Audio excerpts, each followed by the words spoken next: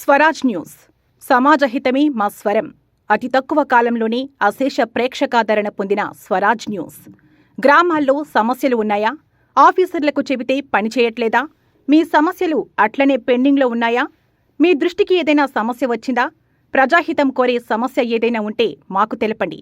Details, ఫోటోలు, వీడియోలు share చేయండి. మీరే మీ సమస్యకు ఫుల్ స్టాప్ పెట్టే రిపోర్టర్ కావచ్చు. సమస్య కనిపించిందా? వీడియో లేదంటే ఫోటోలు పంపించండి. దాన్ని మేము జనానికి చూపిస్తాం. Swaraj news WhatsApp number 9441623078. Swaraj news కి స్వాగతం. ముందుగా ముఖ్యాంశాలు.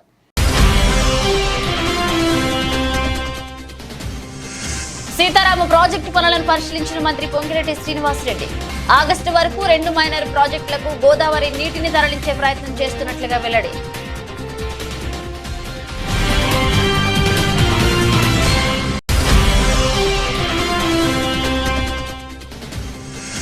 ఏపీ సమస్యలపై లోక్సభలో గట్టిగా గళం వినిపించిన ఎంపీ లావు శ్రీకృష్ణదేవరాయలు. ఏపీ పునర్నిర్మాణానికి కేంద్రం తోడ్పాటు అందించాలన్న ఎంపీ.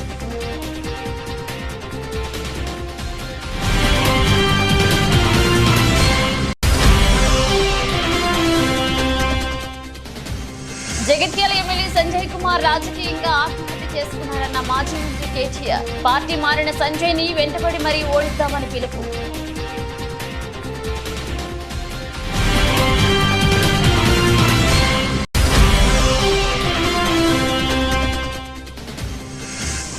పోలీసులతో దురుసుగా మాట్లాడని ఏపీ మంత్రి రాంప్రసాద్ అర్థం.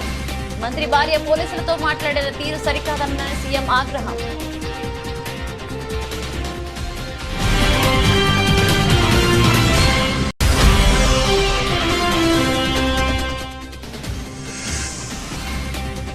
నిరుద్యోగుల సమస్యల పరిష్కారం కోసం ఉస్మానియా యూనివర్సిటీ జేఎస్ నేత మోతిలాల్ దీక్ష. ఆరోగ్యం విషమిస్తుండటంతో దీక్ష విరమణ.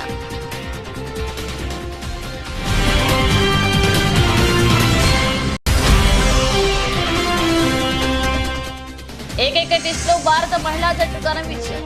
స్నేహరాణా పేరిట అరుదైన రికార్డ్. ఒకే మ్యాచ్ లో 10 వికెట్లు తీసిన 2వ ఇండియన్ బౌలర్ గా స్నేహరాణా.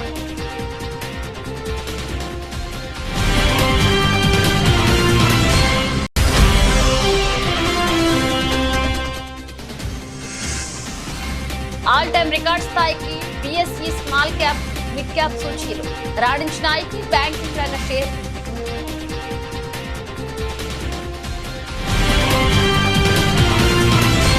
రీడిజైన్ పేరుతో గత బీఆర్ఎస్ ప్రభుత్వం ప్రజాధనాన్ని దుర్వినియోగం చేసిందని రెవెన్యూ శాఖ మంత్రి పొంగిరెడ్డి శ్రీనివాసరెడ్డి ఆరోపించారు.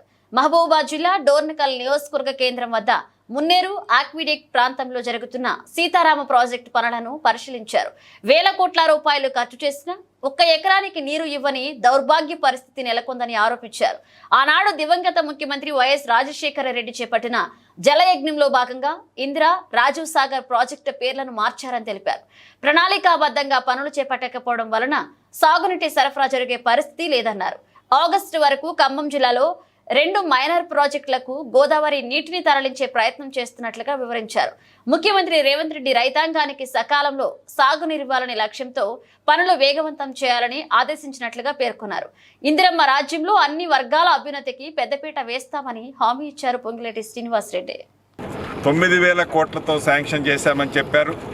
ఈ 9,000 కోట్లని ఈనాడు సుమారు 18,000 కోట్లతో ఈ ప్రాజెక్టుని గత ప్రభుత్వం చేపట్టి ఈ 18,000 కోట్లలో సుమారు 8,500 కోట్లు ఇప్పటికే ఖర్చు పెట్టారు. కానీ ఈ 8,500 కోట్లు ఖర్చు పెట్టినా 1 ఎకరానికి కూడా నీళ్ళిచ్చిన సందర్భం లేదు. ఇది చాలా హాస్యాస్పదమైన విషయం. దీన్ని పేదోడు రాజ్యం రావాలి అని గడిచిన అసెంబ్లీ ఎన్నికల్లో యావత్ తెలంగాణ ప్రజల దీవెనలతో ఇందిరమ్మ రాజ్యం వచ్చిన తర్వాత యుద్ధ ప్రాతిపదిక మీద గౌరవ ముఖ్యమంత్రి రేవంత్ రెడ్డి గారి నాయకత్వంలో, ఉత్తమ్ కుమార్ రెడ్డి గారు మంత్రి గారు సారథ్యంలో ఇరిగేషన్ ప్రాజెక్టులలో ముఖ్యంగా ఉమ్మడి ఖమ్మం జిల్లా, పాత వరంగల్ జిల్లాలోని కొంత ప్రాంతానికి నీరిచ్చే దాంట్లో భాగమైన ఈ ప్రాజెక్టుని ఈనాడు పూర్తి చేసే దిశలో కార్యక్రమాన్ని చేపట్టడం జరిగింది. దాంట్లో భాగంగానే 15 రోజుల క్రితం హెడ్ వర్క్స్ని, ఫస్ట్ లిఫ్ట్ని, థర్డ్ లిఫ్ట్ని పరిశీలించాం. గౌరవ ఇరిగేషన్ శాఖ మంత్రి గారు, డిప్యూటీ సీఎం గారు, మిగతా మంత్రులంతా మేము మొదటి లిఫ్ట్లో వెట్ రన్ను కూడా 4 రోజుల క్రితం ట్రయల్ వేయటం జరిగింది. అంటే హెడ్ రీచ్లో కంప్లీట్ అయినా కూడా థైలాండ్ అయిన పాలేరు దాకా నీళ్లు రావాలి అంటే మధ్యలో కొన్ని ప్రాంతాలలో ఇప్పటికీ టెండర్లే ఫైనల్ చేయాలి. మెయిన్ కెనాల్ దాన్ని కూడా ఈ ఇందిరమ్మ రాజ్యంలో ఆ గ్యాపులను కూడా టెండర్ల ప్రాసెస్ని యుద్ధ ప్రాతిపదిక మీద చేపడుతున్నాం. టీడీపీ ఎంపీ లావు శ్రీకృష్ణదేవరాయలు లోక్సభలో ఏపీ సమస్యలపై గళం వినిపించారు. ఏపీ పునర్నిర్మాణం జరుపుకుంటుందని ప్రధాని నరేంద్ర మోదీ, కేంద్ర కేబినెట్ మరింత సహాయం చేయాల్సిన అవసరం ఉందన్నారు. ఏపీ పునర్నిర్మాణం అనేది అత్యంత ప్రాధాన్యత అంశమని లావు శ్రీకృష్ణదేవరాయలు స్పష్టం చేశారు. విశాఖ, చెన్నై ఎకనామిక్ కారిడార్ ఏర్పాటుకు కేంద్రం తోడ్పాటు అందించాలన్నారు. ఈ ఎకనామిక్ కారిడార్ తో Visakha port, Kakinada port, Machilipatnam port, Krishnapatnam port అనుసంధానం చేయొచ్చన్నారు. ఈ కారిడార్ పూర్తయితే ఏపీకి భారీగా పెట్టుబడులు వస్తాయని, కొత్త పరిశ్రమలు వస్తాయన్నారు. ఈ ఎకనామిక్ కారిడార్ ద్వారా రాష్ట్రానికి తూర్పు ఆసియా దేశాలకు మధ్య అనుసంధానత ఏర్పడుతుందన్నారు. అటు ఏపీకి రైల్వే ప్రాజెక్టులు, విద్యా సంస్థల ఏర్పాటు, నిర్మాణం తదితర అంశాలలోనూ కేంద్రం నుంచి సహాయ సహకారాలు అందుతాయని ఆశిస్తున్నామంటూ లావు శ్రీకృష్ణదేవరాయలు తన ప్రసంగంలో పేర్కొన్నారు. Request the Honorable Prime Minister and the other cabinet ministers to extend a helping hand in reconstruction and rebuilding of Andhra Pradesh. I have used the word reconstruction and rebuilding. It's a very strong word because we are faced with two issues, sir. The first issue being, you all know, we have been talking about this for the last 5 years, and my senior colleagues have been talking about for the last 10 years. About revenue deficit that Andhra Pradesh is facing for the last 10 years, sir. We are struggling with this, so I request the Finance Ministry to actually release the revenue deficit, whatever we are facing, the gap that we have, that is supposed to be released almost 7 to 8 years back. We expect them to release it, sir. And also the second problem that we are actually facing is with respect to the debt that we are facing to the tune of 13.5 lakh crores, sir.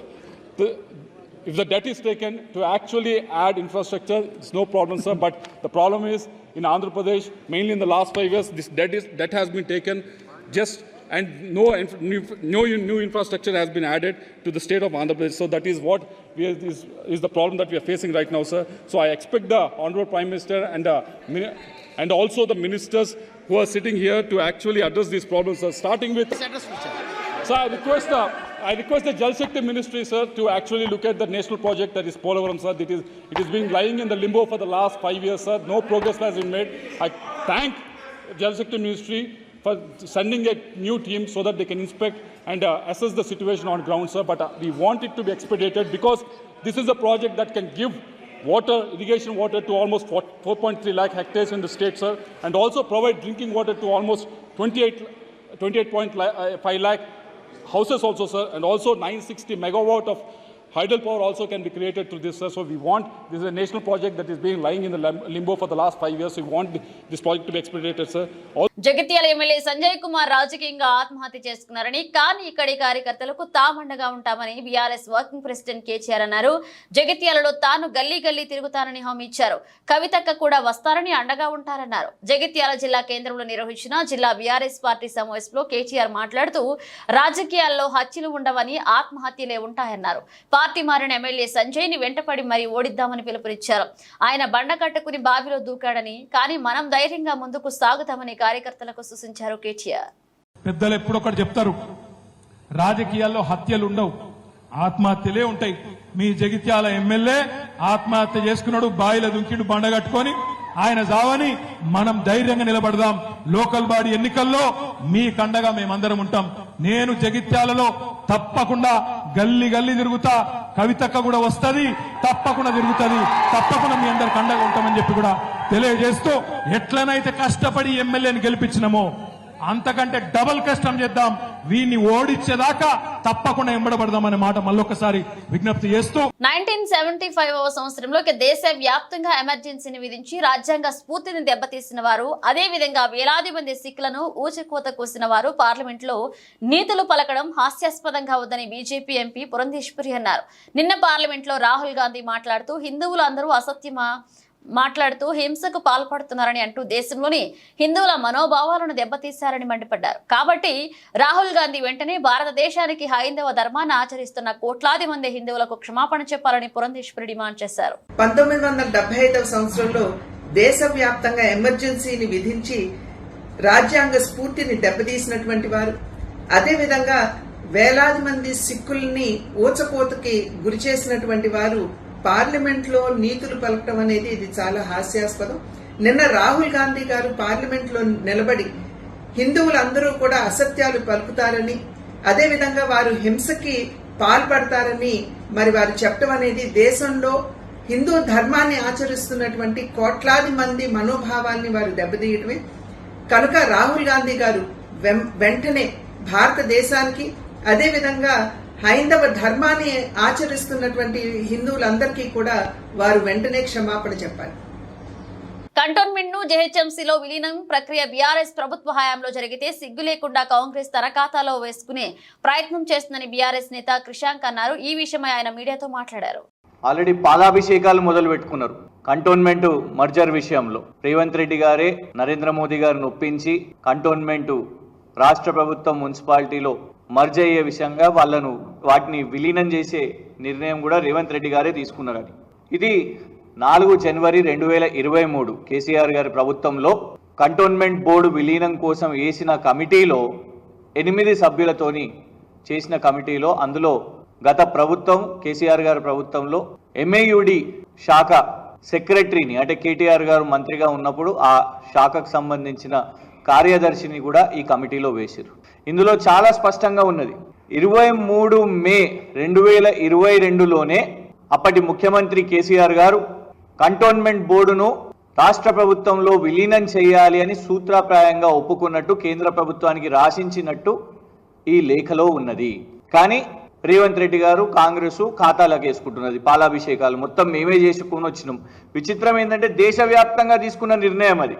దేశవ్యాప్తంగా మొన్న 28 June నాడు కేంద్ర ప్రభుత్వం అన్ని cantonment boards ను విలీనం చేయాలి అనేది వాళ్ళు తీసుకున్న ఆలోచన. దానికోసం రాష్ట్ర ప్రభుత్వాలను అడిగితే దానికోసం ఒకసారి కాదు, 2 సార్లు కాదు, ఇంతమంది రక్షణ శాఖ మంత్రులను కేటీఆర్ గారు వెళ్ళి కలిసి పర్సనల్ గా మోదీ గారి ప్రభుత్వంలో స్వర్గీయులు సుష్మా స్వరాజ్ గారి నుంచి మొదలు పెట్టుకుంటే స్వర్గీయులు మనోహర్ పారేకర్ గారు, ఆ తర్వాత అరుణ్ జైట్లీ గారు, నిర్మలా సీతారామన్ గారిని కూడా కలిసి, రాజ్నాథ్ సింగ్ గారిని కూడా కలిసి ఎన్నోసార్లు మరి రక్షణ శాఖ భూములు విలీనం వీటన్నిటి విషయం మీద కూడా కేటీఆర్ గారు దశాబ్ది మొత్తం కూడా పోరాటం చేసి ఆ తర్వాత ఆ కమిటీలో కూడా భాగస్వాములు అయ్యి ఈ విలీనం కోసం కమిటీలో మొత్తం ఆ మ్యాప్ కానివ్వండి, ఏ భూములు ఉన్నాయి రాష్ట్ర ప్రభుత్వానికి చెందినవి, అందులో పేదవాళ్లకు రావాల్సినవి, మరి రేవంత్ రెడ్డి గారి పాత్ర ఏంటిది, రేవంత్ రెడ్డి గారి పాత్ర ఈ డాక్యుమెంట్ తో తెలుస్తున్నది. నిరుద్యోగుల సమస్య పరిష్కారం కోసం నిరాహార దీక్ష చేపట్టిన ఉస్మానియా యూనివర్సిటీ జేఏసీ నేత మోతీలాల్ నాయక్ దీక్ష విరమించారు. గ్రూప్ 2, గ్రూప్ 3 ఉద్యోగాల పెంచడంతో పాటు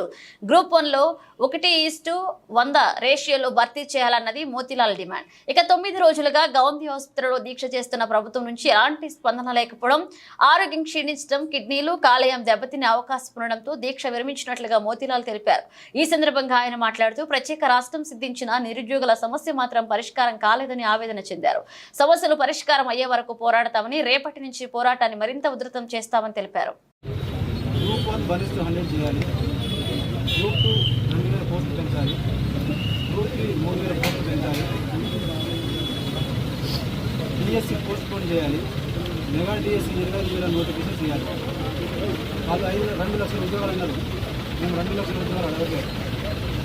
30,000 నేను మాట్లాడిన దాని ప్రకారంగా అవి 30,000 ఉద్యోగాలు కూడా లేవు. మరి 30,000 ఉద్యోగాలు కూడా నువ్వు వచ్చిన సంవత్సరంలో 2 లక్షలు ఇస్తా ఉన్నప్పుడు 30,000 ఉద్యోగాలు కూడా నువ్వు ఇవ్వకపోతే నేను నిరుద్యోగులకు ఏం అండగా నిలబడినట్టు? జాబ్ క్యాలెండర్ ఎవరు అడగట్లేదు. నువ్వు 2 లక్షలు ఉంటుంది చెప్పినంత మాత్రం నేను ఎవరు నమ్మలే. నీ నిరుద్యోగ వృత్తికి ఎవరు ఆశపడలే. నీ రైతు బంధుకో లేదంటే రుణమాఫీకో ఎవరు ఆశపడలే. ఆ రోజున్న వాస్తవ పరిస్థితుల్లో రైతులు కూడా సంతోషంగా ఉన్నారు, పింఛన్దారులు కూడా సంతోషంగా ఉన్నారు. వాళ్ళందరూ కూడా ఓట్లేసి మళ్ళీ అదే ప్రభుత్వాన్ని గెలిపించుకోవాలని, టీఆర్ఎస్ ప్రభుత్వాన్ని గెలిపించుకోవాలని ఆలోచన ఉన్నారు. కానీ వీళ్ళ పిల్లల భవిష్యత్తు చూసి, మా ముఖాలను చూసి, మేము పోయి మా ముఖాన్ని చూసి మా కోసం ఓటేస్తే ప్రభుత్వం మాకు చేసింది ఏంటంటే ఇవి ఆమరణ నిరాహార దీక్ష చేసే స్థాయికి తీసుకొచ్చారు. నేను 9 రోజులుగా ఓపిక పట్టిన నరక యాత్ర చూసిన. రేపటి నుంచి ఒక్కొక్క గడియ ప్రభుత్వానికి మేము చేసే పోరాటం ఎట్లా ఉంటుందో నేను చేసి చూపిస్తాను. మిగతా మీరు మద్దతు ఇచ్చిన ప్రతి ఒక్కరికి కూడా నేను ఇప్పుడు ఈ ప్రెస్ మీట్ అయిన తర్వాత వాళ్ళందరినీ కలుసుకుంటూ వాళ్ళ యొక్క రేపు మేము నిరుద్యోగం చేయబోయే రేపటి నుంచి ఇప్పుడు దాకా తినకుండా చేసినా, తాగకుండా చేసినా, రేపు తింటూ తాగుతూ చేస్తే రేపు ఈ ప్రభుత్వం ఏ విధంగా మమ్మల్ని అడ్డుకుంటుందో, మీరు వాళ్ళు ఏ విధంగా మమ్మల్ని అడ్డుపడతారో మీరు వాళ్ళ విజ్ఞతగా వదిలేస్తా. ఏపీ రవాణా శాఖ మంత్రి మండిపల్లె రాంప్రసాద్ రెడ్డి భార్య హరితారెడ్డి పోలీసులతో వ్యవహరించిన తీరు, ఆమె మాట్లాడిన విధానం సర్వత్రా విమర్శలకు దారితీసింది. రాయచోటిలో తనకు పోలీసులు ఎస్కార్ట్ గా రావాలని, పోలీసుల కోసం ఎంతసేపు వేచి చూడాలని ఆమె ఓ పోలీస్ అధికారిపై చిందులు తొక్కారు. దీనిపై ముఖ్యమంత్రి చంద్రబాబు ఆగ్రహాన్ని వ్యక్తం చేశారు. మంత్రి భార్య పోలీసులతో మాట్లాడిన తీరు సరికాదని పేర్కొన్నారు. ఇక పోలీసులు, అధికారులు, ఇతర ఉద్యోగుల పట్ల ప్రతి ఒక్కరూ గౌరవభావంతో మెలగాలని, ప్రభుత్వానికి అప్రతిష్ట తెచ్చేలా వ్యవహరిస్తే సహించేది లేదని చంద్రబాబు స్పష్టం చేశారు. కాగా ఈ ఘటనపై మంత్రి రాంప్రసాద్ రెడ్డి స్పందించారు. తన భార్య హరితారెడ్డి పోలీసులతో వ్యవహరించిన తీరు పట్ల ఆయన విచారం వ్యక్తం చేశారు. ఇలాంటి ఘటనలు మరొకసారి జరగకుండా చూసుకుంటామని హామీ ఇచ్చారు.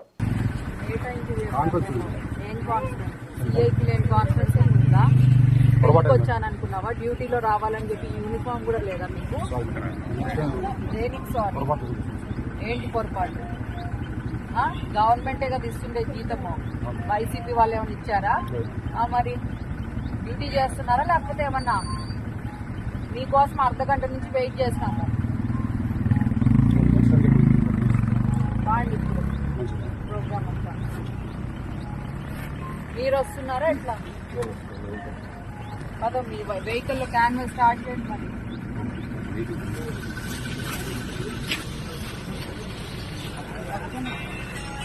Malkajgiri circle, LB Nagar colony, GHMC park పరిసర ప్రాంతాల్లో ఇతర కాలనీ వారు మరియు ఆర్మీలు వాహనాలపై వచ్చి చెత్త వేస్తున్నారని స్థానిక రెసిడెన్షియల్ వెల్ఫేర్ అసోసియేషన్ వారు స్థానిక కార్పొరేటర్ వి శ్రావణ్ కుమార్ కి చారవాణి ద్వారా తెలియపరచగా, అందుకు వెంటనే బస్తీ ప్రణాళిక కార్యక్రమం ద్వారా ఎల్బీ నగర్ కాలనీ యందు అవగాహన ర్యాలీ కార్యక్రమాన్ని నిర్వహించడం జరిగింది. ఈ కార్యక్రమంలో స్థానిక కార్పొరేటర్ శ్రావణ్ కుమార్ మాట్లాడుతూ, పరిసరాల పరిశుభ్రత ప్రతి ఒక్కరికి బాధ్యత అని, జీహెచ్ఎంసీ వారు ఏర్పాటు చేసిన స్వచ్ఛ ఆటోను ఉపయోగించుకోవాలని, అలాగే స్వచ్ఛ ఆటో టిప్పర్ కు మాత్రమే చెత్త ఇవ్వాలని, అందుకు స్వచ్ఛ ఆటో టిప్పర్ వారికి 100 రూపాయలు ప్రతి నెల ఇవ్వాలని తెలిపారు. ఇక స్వచ్ఛ ఆటో టిప్పర్ వారు దూర ప్రాంతాలకు వెళ్లినట్లయితే ఇక ఇతరులచే వారి ఆటో సేవలు అందించినట్లుగా ఏర్పాటు చేసుకోవాలని ఆటో టిప్పర్ వారికి తెలియజేశారు. Pollution kills. Pollution kills. Pollution kills. Pollution kills. Say no to garbage. Say no to garbage. Keep the city clean and green. ఆపరేషన్లు, రకరకాల రోగాలు. 100 సంవత్సరాలు బతికినోడు 60 సంవత్సరాలు పక్క రేపు పొద్దున వచ్చిన తర్వాత మేము ఈ పని చేస్తామని చెప్పి మీ సార్కి రాసి అడతా ఒక బాక్స్ పెట్టి, నా కోసం కాదు చెప్పట్లేదు, వాళ్ళకే చెప్పట్లేదు. ఎందుకంటే వాళ్ళు ఈ పని చేస్తున్నారు, మనకి హెల్ప్ చేస్తున్నారు పిల్లలు. మీరందరూ కావాలంటే నాకు వాట్సాప్ చేసినా సరే సార్కి ఒక డబ్బాలో చిట్టీలు రాసి we have done this job, I'm proud to say I have done this job అని పెట్టారు. 4 ఫ్రెండ్స్ పోండి ప్లీజ్ అంటే, మీకు చెత్తనే ఓన్లీ వేయండి దయచేసి, ఇంక బయట వేయకండి. ఒక రోజు మీరే క్లీన్ చేయండి. ఒకవేళ బై మిస్టేక్ వాళ్ళు తీసారనుకో, మీరు తీసి వాళ్ళ కవర్లో ఒక చెత్త సైడ్కి పెట్టండి. తీస్తే వాళ్ళకి కూడా తెలుస్తుంది. 2 సార్లు చేయండి, ఒకసారి చేయండి, 2 సార్లు చేయండి. మహాత్మా గాంధీ ఏం చేసిండు? ఒక చెంప మీద కొడితే ఇంకో చెంప చూపించి, అట్లనే వాళ్ళు చెత్త వేస్తే మీరు క్లీన్ చేయండి, చెత్త వేస్తే క్లీన్ చేయండి. 3వ కన్నా మారుతారు కదా, మారకపోతే వాళ్ళు మనుషులు కాదని అర్థం, పశువులు అని అర్థం. మనం ఎందుకు వీళ్ళు ఉన్నారు, వీళ్ళు హెల్ప్ చేస్తారు, వీళ్ళు చేసి పెడతారు, వీళ్ళు మీకు తోడుకుంటారు. రాత్రి సార్ ఒక్క ఫోన్ చేయగానే ఉదయ విధంగా అరేంజ్ చేశారు. మీకు అతను చెప్పండి, నేను హెల్ప్ చేసి పెట్టిస్తాను. క్లీన్ చేసేటోళ్ళు, బోర్ వేసేటోళ్ళు అట్లా నేను చేసి పెట్టిస్తాను. కానీ మనం కూడా కొంచెం ఇనిషియేటివ్ తీసుకొని మన ఊరే బాగుంటుంది, మన పిల్లలే బాగుంటారు. అందుకే నేను ఇప్పుడు ఏదైనా సరే పబ్లిక్ ప్రైవేట్ పార్ట్నర్షిప్ అనే ఒకటి ఉంటుంది. పీపీపీ మోడల్ మెట్రోలు అట్లనే కడతారు బేసికలీ, అట్లనే ఇది కూడా అంతే. పీపీపీ మోడల్ ఇవన్నీ కూడా పబ్లిక్ అంటే మన పాలన కూడా అంతే, ప్రజల భాగస్వామ్యం లేదే ఏది కూడా సక్సెస్ఫుల్ కావు. కొండమంజలూరు గ్రామంలో లబ్ధిదారుల ఇంటింటికి వెళ్లి స్వయంగా పింఛను పంపిణీ చేశారు విద్యుత్ శాఖ మంత్రి గొట్టిపాటి రవికుమార్. ఈ సందర్భంగా మాట్లాడుతూ, భారతదేశంలో అత్యంత ఎక్కువ నగదును పెన్షన్ అందిస్తున్న ఏకైక రాష్ట్రంగా ఆంధ్రప్రదేశ్ రికార్డు సృష్టించిందన్నారు. సామాజిక పెన్షన్ పెంపుతో రాష్ట్ర చరిత్రలో చంద్రబాబు నాయుడు నిలిచారన్నారు. ఎన్నికల ముందు చంద్రబాబు ప్రజలకిచ్చిన హామీలలో భాగంగా ఒక్కసారి 1000 రూపాయలు పెంచి ఇవ్వడమే కాక ఇచ్చిన హామీ ప్రకారం ఏప్రిల్, మే, జూన్ 3 నెలలకు సంబంధించి 3000 రూపాయలు కలిపి మొత్తం 7000 రూపాయల లబ్ధిదారులకు పంపిణీ చేసి మాట నిలుపుకున్నారన్నారు. చెప్పినట్లు 3000 రూపాయల పెన్షన్ 4000 చేస్తామని చెప్పి, అదేవిధంగా ఏప్రిల్, మే, జూన్ నెలతో కూడా కల్పిస్తామని చెప్పడం జరిగింది. అదేవిధంగా చాలా పెద్ద ఎత్తున ఇవాళ సెక్రటరియట్ ఎంప్లాయీస్ ద్వారా ప్రతి ఒక్కరి ఇంటికి పోయి పెన్షన్ ఇవ్వాలని ఈ ప్రభుత్వం నిర్ణయించుకుంది. అందుకనే ఇవాళ పొద్దున్న 6 దగ్గర నుంచి సాయంత్రం లోపల అందరూ కూడా పెన్షన్ ఇంటికి తీసుకొచ్చి ఇవ్వాలనేది ఈ ప్రభుత్వ లక్ష్యం అన్నమాట. దాదాపు ఆంధ్ర రాష్ట్రంలో 65 లక్షల పెన్షన్ల పైన ఇవాళ ఇంటింటికి తీసుకెళ్లి డిస్ట్రిబ్యూట్ చేయడం జరిగింది. అదేవిధంగా బాపట్ల జిల్లా పార్లమెంటు, బాపట్ల జిల్లా పరిధిలో అయితే దాదాపు చాలా పెద్ద ఎత్తున పెన్షన్స్ ఇవ్వడం జరిగింది. మన కాన్స్టిట్యున్సీలో కూడా 42,000 ఇచ్చాం. బాపట్ల పార్లమెంట్లో, బాపట్ల జిల్లాలో అయితే 2,33,000 పెన్షన్స్ ఇచ్చాం అనమాట. మీ అందరికీ తెలియదు కానీ ఇప్పుడే ఒక 2 వికలాంగులకైతే మనం పెన్షన్ ఇవ్వడం జరిగింది. బాగా డిజైబుల్ అనమాట. కుర్చీలో నుంచి, మంచంలో నుంచి లేవలేకపోతూ ఉన్నారు. గతంలో 5,000 ఇచ్చేవాళ్ళు, ఇప్పుడు 15,000 ఇవ్వడం జరిగింది. అట్లానే వికలాంగులకు 3,000 ఉన్న పెన్షన్ని ఈ ప్రభుత్వం అధికారంలోకి వచ్చిన తర్వాత చంద్రబాబు గారి నాయకత్వంలో 6,000 పెన్షన్ ఇవ్వడం జరిగింది. మిగతా వాళ్ళందరూ కూడా దాదాపు 3,000 పెన్షన్ 4,000 చేయడం జరిగింది అనమాట. అట్లానే దాదాపు 11 నుంచి 12 రకాల పెన్షన్స్ అన్నిటిని కూడా వివిధ రకాలుగా పెంచడం జరిగింది. తప్పకుండా ఈ ప్రభుత్వం ఏదైతే మాట చెప్పిందో ఆ మాటను కట్టుబడి ఇవాళ పెన్షన్స్ ఇచ్చాం. గతంలో కూడా మీ అందరూ చూస్తూ ఉంటారు. హిస్టరీ చూసినప్పుడైతే గతంలో 200 పెన్షన్ని 1000 రూపాయలు చేసాం. 1000 రూపాయల పెన్షన్ని మళ్ళీ 2019 జనవరి నుంచి 2000 చేయడం జరిగింది అనమాట. తర్వాత తెలుగుదేశం ప్రభుత్వం అధికారం కోల్పోయిన తర్వాత జగన్మోహన్ రెడ్డి 3000 పెన్షన్ ఇస్తానని చెప్పి కేవలం 3000 పెన్షన్ ఇవ్వడం కోసం ఆయనకు 5 సంవత్సరాలు పట్టింది. కానీ ఈ ప్రభుత్వం అధికారంలోకి వచ్చిన తర్వాత ఏదైతే మాట చెప్పామో ఆ రోజు ఒకేసారి ఇస్తామని చెప్పాము. ఒకేసారి ఈటింగ్ కాకుండా ఏప్రిల్, మే, జూన్ నెలల్లో సంబంధించి కూడా పెన్షన్ కూడా కల్పిస్తామని చెప్పాము. అందుకని వాళ్ళ 3,000తో పాటు మిగతాది 1000 రూపాయలు పెంచింది కానీ మిగతా బాకీ కానీ 3,000 కానీ మొత్తం కూడా 7,000 రూపాయలని ప్రతి ఒక్కరికి కూడా ఇవాళ ఇవ్వడం జరిగింది. 65 లక్షల పైన జనాభాకి ఇవ్వడం జరిగింది. హన్మకొండ జిల్లా కాంగ్రెస్ పార్టీ కార్యాలయంలో నేడు ఏర్పాటు చేసిన పత్రికా విలేకరుల సమావేశం నిర్వహించడం జరిగింది. ఈ సందర్భంగా జిల్లా గ్రంథాలయ సంస్థ మాజీ చైర్మన్ మహమ్మద్ ఆజీజ్ ఖాన్ మాట్లాడుతూ హన్మకొండ జిల్లా అభివృద్ధిపై మొన్న ముఖ్యమంత్రి సమీక్ష నిర్వహించారు. గత ప్రభుత్వంలో ముఖ్యమంత్రి సమీక్షలు హైదరాబాద్ పరిమితం చేసేవారు, లేకుంటే తన ఫామ్ హౌస్ కి పరిమితం చేసేవారు. కానీ ముఖ్యమంత్రి రేవంత్ రెడ్డి ప్రజల వద్దకే పోవాలి, అక్కడ సమస్యలు అక్కడ ఉండి తెలుసుకోవాలనే ఉద్దేశంతో అధికారులతో హన్మకొండకు రావడం జరిగింది. రానున్న రోజుల్లో అభివృద్ధి ఏ విధంగా చేయాలనే అంశంపై సమీక్షా సమావేశాలు నిర్వహించడం జరిగింది. అది తట్టుకోలేకే బీఆర్ఎస్ పార్టీ నాయకులు, అభివృద్ధి నిరోధకులు తమ స్వంత ప్రయోజనాల కోసం నేతల ముప్పు పొందడం కోసం ఇష్టం వచ్చినట్లుగా మాట్లాడుతున్నారని అన్నారు. ముఖ్యమంత్రి వర్యులు, మాజీ ముఖ్యమంత్రులు కేసీఆర్ గారు సమీక్షలు హైదరాబాద్కే పరిమితం చేసేవారు, ఎర్రవెల్లి ఫామ్ హౌస్కే పరిమితం చేసేవారు.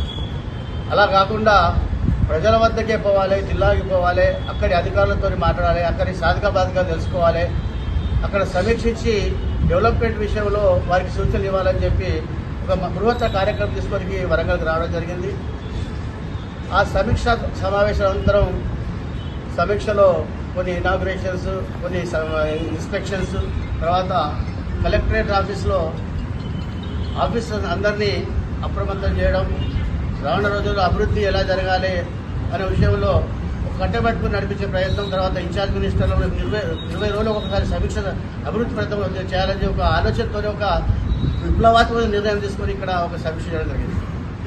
అది తట్టుకోలేని అభివృద్ధి నిరోధకులు గత పాలకులు ఎప్పుడు అభివృద్ధి కాంక్షించకుండా ఎప్పుడు స్వప్రయోజనాలకు ఆలోచన పోనీ పక్కకున్న మాజీ ఎమ్మెల్యేలే కానీ మీరు ఎంత అవస్థ పడ్డారో మాకు తెలియదా? ప్రజాపాలన అంటే రేవంత్ రెడ్డి గారి కాంగ్రెస్ ప్రభుత్వం ప్రజాపాలన. నిన్న జరిగిన సీఎం గారి మీటింగ్ లో, అంతకుముందు సీఎం గారు వచ్చినప్పుడు ఎంతమంది ప్రజలను దిగ్భ్రాంతులు గురి చేసి పర్యటన చేయలేదా?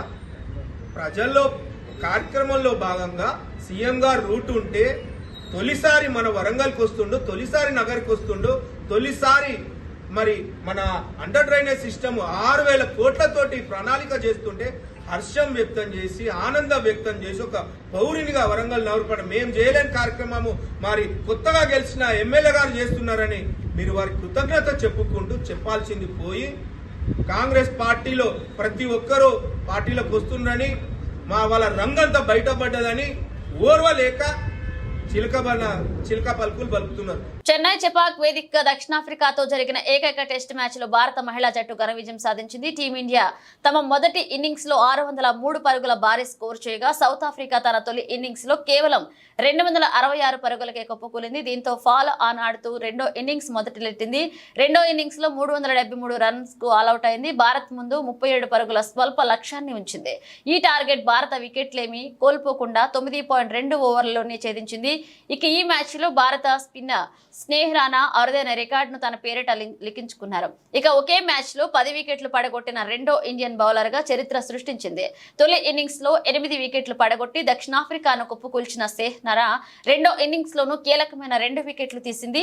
ఈ మ్యాచ్ లో ఓవరాల్ గా ఆమె 10 వికెట్లు తీసింది. ఇక ఆమె కంటే ముందు ఈ జాబితాలో మహిళా క్రికెట్ దిగ్గజం జులాన్ గోస్వామి ఉంది. 2006లో ఇంగ్లాండ్ తో జరిగిన టెస్ట్ మ్యాచ్ లో ఆమె 10 వికెట్లు పడగొట్టింది. అయితే ఈ ఫీట్ సాధించిన తొలి మహిళా స్పిన్నర్ మాత్రం స్నేహ్ రాణానే. టీ20 ప్రపంచ కప్ గెలిచిన భారత జట్టు హారికేన్ బెరిల్ కారణంగా బార్బాడోస్ లోనే చిక్కుకుపోయిన విషయం తెలిసిందే. అయితే తాజా సమాచారం ప్రకారం భారత జట్టు రేపు స్వదేశానికి తిరిగి రానుంది. టీమిండియా ఆటగాళ్లు సిబ్బంది కోసం బీసీసీఐ ప్రత్యేక విమానం ఏర్పాటు చేసినట్లుగా అధికారిక వర్గాల సమాచారం. ఇవాళ సాయంత్రం 6 గంటలకు అక్కడి నుంచి విమానం బయలుదేరనుంది. రేపు ఉదయం 7:45 గంటలకు ఢిల్లీకి చేరుకోవచ్చని తెలుస్తుంది. కాగా ప్రస్తుతం హారికేన్ ప్రభావంతో అక్కడ కర్ఫ్యూ విధించగా ఎయిర్పోర్ట్ ను మూసివేశారు. అయితే బార్బోడోస్ ప్రధానమంత్రి మేడమియా మోట్లీ విమానాశ్రయాలు త్వరలో పనిచేస్తాయని హామీ ఇచ్చారు. ఇక దాంతో భారత క్రికెట్ బోర్డు ఆటగాళ్లను తరలించేందుకు ప్రత్యేక విమానం ఏర్పాటు చేసింది. దేశీయ స్టాక్ మార్కెట్ లో బుల్ జైత్రయాత్ర కొనసాగుతుంది. ఆసియా, ఐరోపా మార్కెట్ల సానుకూల సంకేతాలతో ఐటీ, బ్యాంకింగ్ రంగ షేర్లలో కొనుగోళ్లు పుంజుకోవడంతో భారత ఈక్విటీ సూచీలు సోమవారం సరికొత్త ఉన్నత శిఖరాలను అధిరోహించాయి. సెన్సెక్స్ ఒక దశలో 528.27 పాయింట్లు ఎగబాకి 79,561 వద్ద ఆల్ టైమ్ ఇంట్రాడే రికార్డును నమోదు చేసింది.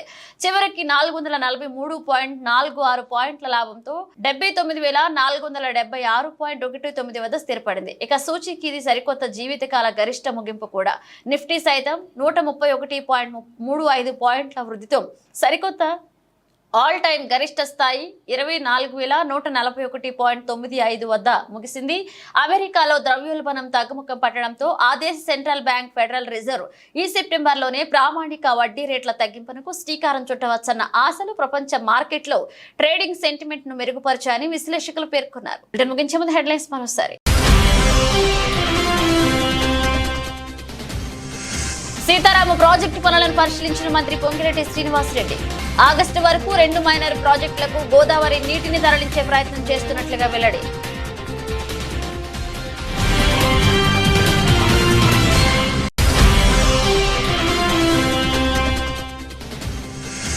ఏపీ సమస్యలపై లోక్సభలో గట్టిగా గళం వినిపించిన ఎంపీ లావు శ్రీకృష్ణదేవరాయలు. ఏపీ పునర్నిర్మాణానికి కేంద్రం తోడ్పాటు అందించాలన్న ఎంపీ.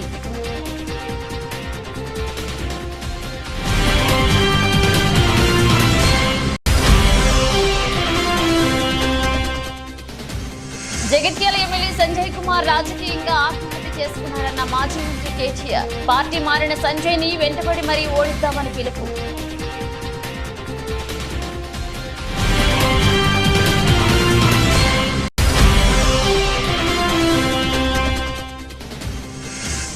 పోలీసులతో దురుసుగా మాట్లాడని ఏపీ మంత్రి రాంప్రసాద్ అర్థం. మంత్రి భార్య పోలీసులతో మాట్లాడిన తీరు సరికాదన్న సీఎం ఆగ్రహం.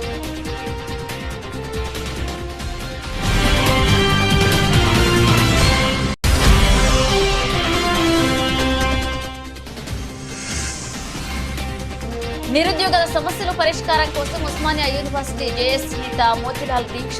ఆరోగ్యం విషమిస్తుండటంతో దీక్ష విరమణ.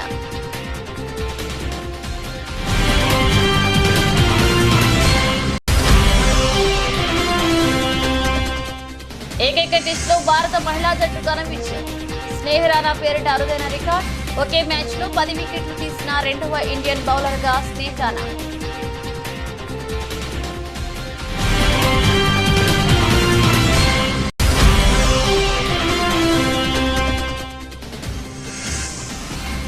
ఆల్ టైమ్ రికార్డ్ స్థాయికి BSE small cap mid cap సూచీలు రాణించిన ఐటీ బ్యాంకింగ్ రంగ షేర్.